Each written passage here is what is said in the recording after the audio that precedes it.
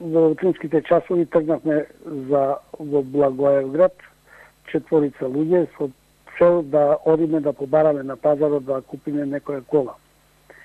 Меѓутоа, бугарските власти на границата не вратија со образложение дека немаме покана каде ќе одиме. И покрај тоа што нашите патни исправи, пасошот биометриски, зелен картон за колата, осигурање во една од осигурителните компании, одговорот беше не може да одите никаде без покана.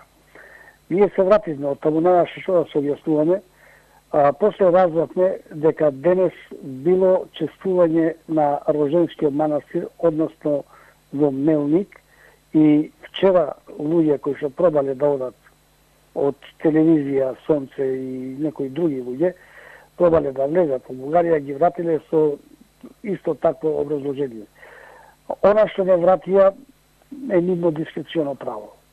Макар да е надвор сите европски стандарди, за да можам да одам во некоја европска земја, да морам да имам покана од некој каде да одам.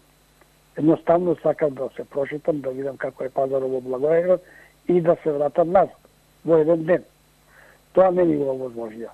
Но она што зачудува, тоа е дека во декларацијата, во документот што ми го дадоа на граница, пишува дека не ме пуштаат да влезам во Бугарија поради некомплетни документи. Настојував да ми кажат кои се тие некомплетни документи. Тоа јас ти кажав и назад не се враќам.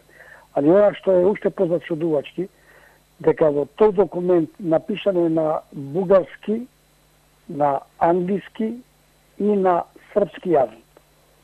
Не стои нигде прашалникот, ни една реченица, ни едно прашање на македонски јазик. Ова истото ми се случи на 19 декември во Грција, кога сака да влезам и не вратија.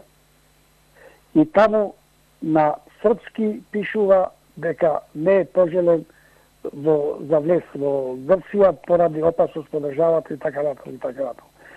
Со други зборови, ова што денеска се случи и ова што се случувало пред една недела, кога исто така наши граѓани биле вратени од граничниот премин на Јуешево, кои беа тргнати за чествување на Роженскиот манастир по повод убиството на Јане Сандански, ги вратија со истите такви образложенија.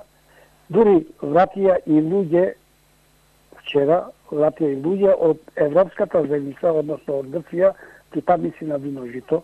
Со тоа зборува дека постои спрега меѓу грчките, бугарските и српските власти за разнебитување на македонската нација, на македонското битие. Со самото тоа што во декларацијата која што дава не постои македонски јазик, ами постои српски јазик, кој што е далеку од Европската унија, Србија како држава. Ние сме во една фаза понапред од србите за влез во Европската унија. Нивниот српскиот јазик постои во документите, македонскиот јазик не постои. Тоа е, ние се вратиме назад, навратиле за наминатме во Ново село кај наши пријатели и ни кажаа дека истите тие работи му се случувале вчера на повеќе наши граѓани. Ете затоа визната либерализација е слаба алатка за рушење на антимакедонските ѕидови на Балканот.